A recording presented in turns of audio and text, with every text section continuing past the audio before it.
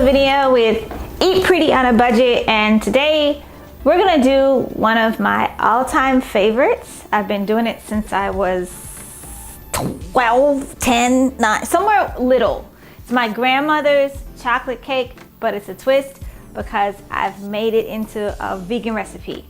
So let's get started. And this is to prove to you that this is my grandmama's. See this right here? I cut this out. This is the Hershey's minute recipe. I cut this out, I probably was 10. And I glued it to this note card. I found it in her recipe box. This cake literally takes 5 minutes. It's really, really easy. First, we go with the flour. It says a 1 3/4 cup worth of flour. If y'all have never made a cake from scratch, this is a good one to start with because it's really simple. It's really, really easy. Again, Food Line brand, because you know we have to do this Food Line brand thing because it's good for you. And I'm not quite exact. Y'all forgive me. I've been doing this recipe for a while. So that's a cup. 2/3 is just about 3/4. Anybody who does any math knows that. So, and plus I can't find my other cup, my measuring cup. So we're gonna use what you got and make it work. Sprinkle a little more in there. Okay. And then next is 2 cups of sugar. Yep, y'all know where I go shopping. Food Line up the block. That's where I go shopping. If you don't want to use this sugar, you can use other sugars. You just have to play with how it looks, how it tastes, because everything doesn't work out the same.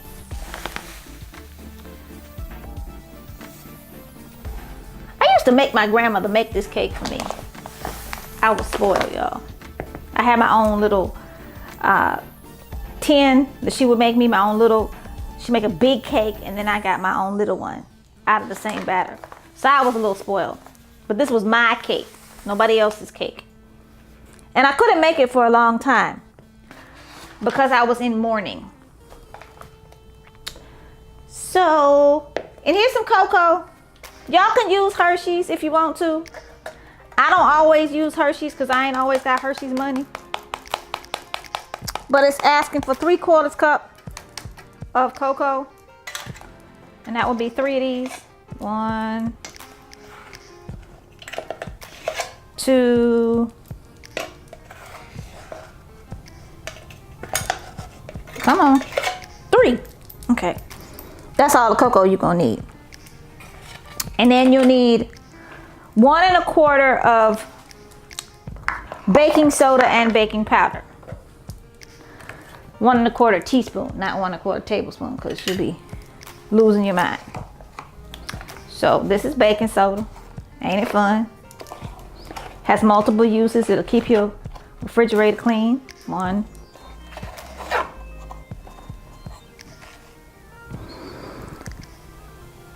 This is 2. Yeah.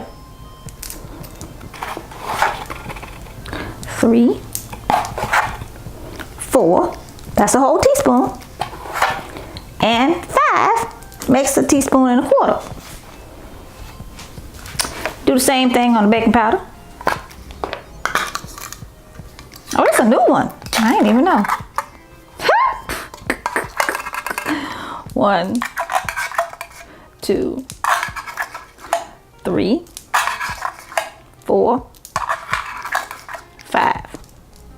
Now that's 1 1/4 teaspoons. If you can't find your big teaspoon, which I couldn't at the time, do the math. Now, you need a teaspoon of salt. Where's salt go?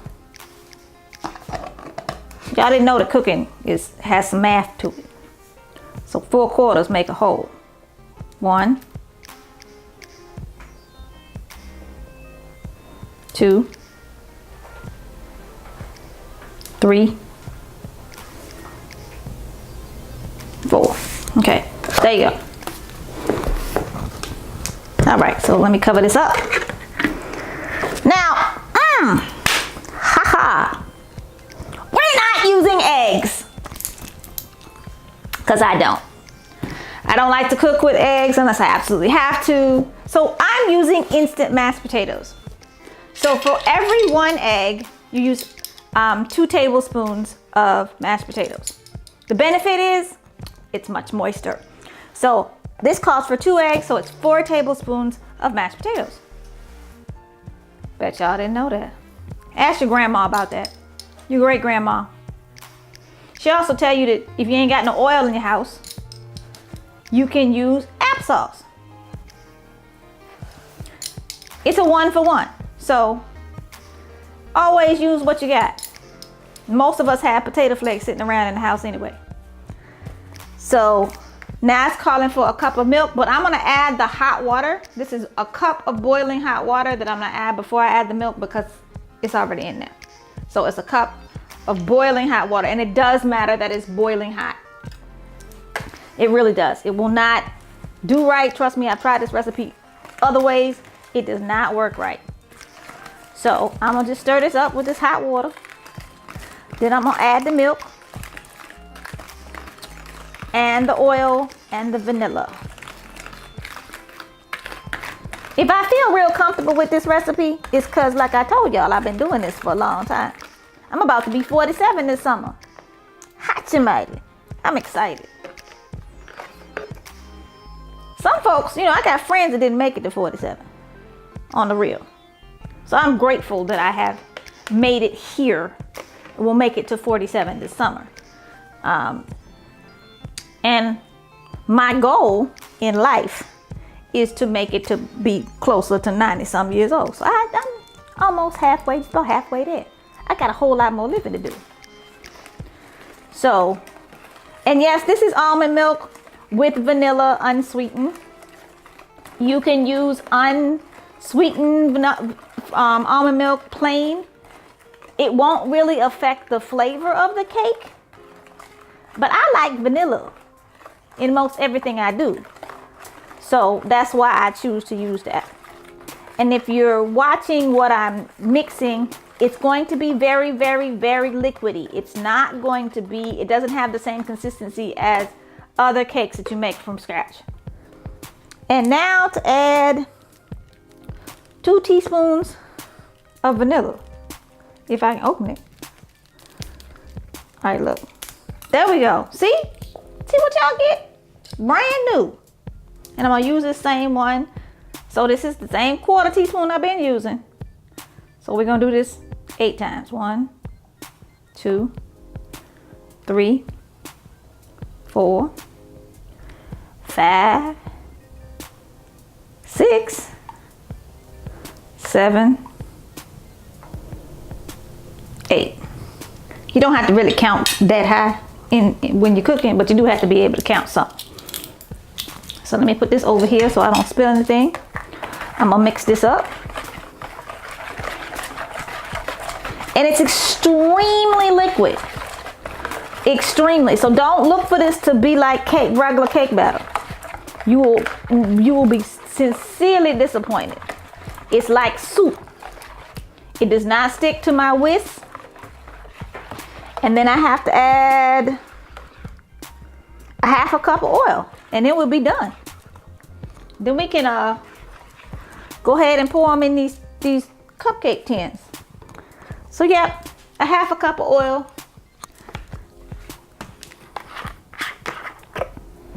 And that's it. Not a hard recipe. It's a good one to do when you have folks over and you need to do a real quick cake. This is a great recipe to do for that. Absolutely wonderful recipe to do for that, because it takes, like I said, 5 minutes to mix it up. So not a whole lot of cleanup, because the cake batter is very, very, very liquid. So that means you can just wipe it out. Pour it over there. Let me move this out the way. Now, all right, so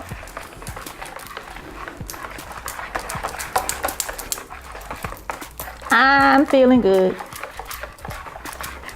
So, what I will tell y'all, it took me, let me think, almost, my grandmother passed away in 1987. It took me until about 3 years ago, 2 or 3 years ago, to make this cake. Grief is interesting. Death is real interesting. I wouldn't cook anything that my grandmother made. So, once my mother passed away, there's another funny story to this. Once my mother passed away, I was able to, and then I moved into this house that had a big kitchen, a big electric kitchen, big electric stove. I was ready to go ahead and do that. And the funny thing was, I used to tell my cousin that she was gonna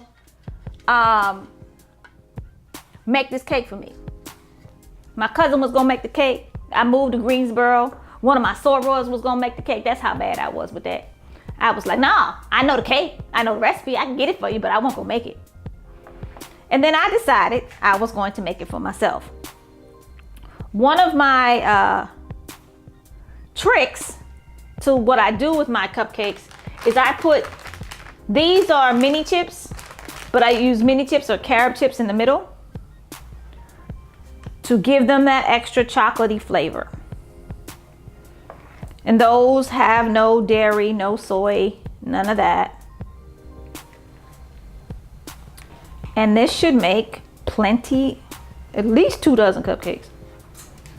And you will bake them for good 15-20 minutes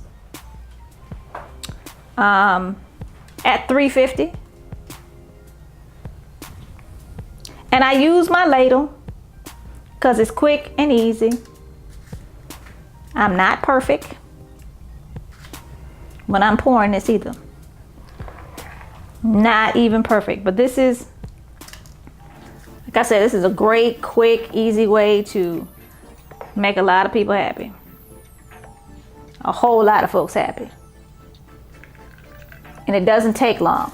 The other joy of these cupcakes versus some others is that they stay moist much longer than using than other cakes, because I have definitely tried to do that. And these cupcakes will stay moist for a long time. Like, your cake will not dry out in a week. Well, in a few days. So, let's add this up here. We're gonna see if we can get to 2 dozen. I should be able to. But I'm kind of heavy-handed when it comes to filling these cupcakes up. So if I make it to 2 dozen, we good. If I don't, I ain't gonna get mad at myself because I didn't, because you know the cupcake's gonna be pretty full. And as you know, cupcakes cook much faster than cakes. They take about 15 to 20 minutes. A whole cake will take you far longer. Far longer. It'll take you about an hour. So you just have to watch your timing.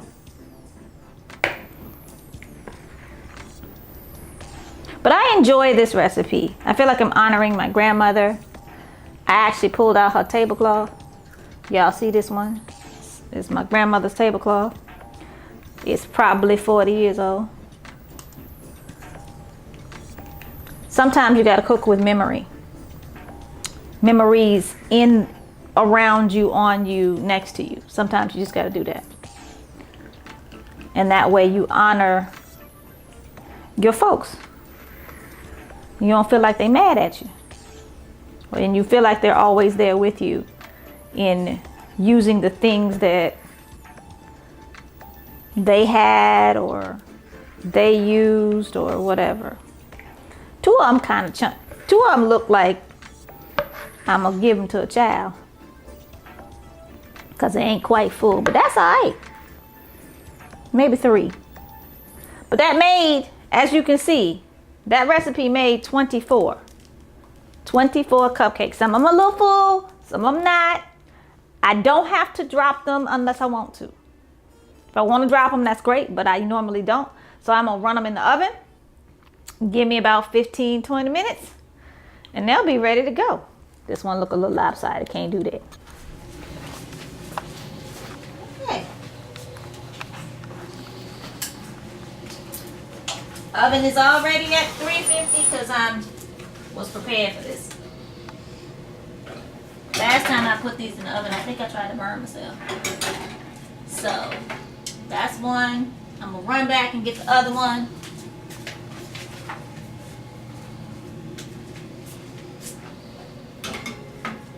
So here we go. In the oven, 15, 20 minutes. The top ones will probably come out first.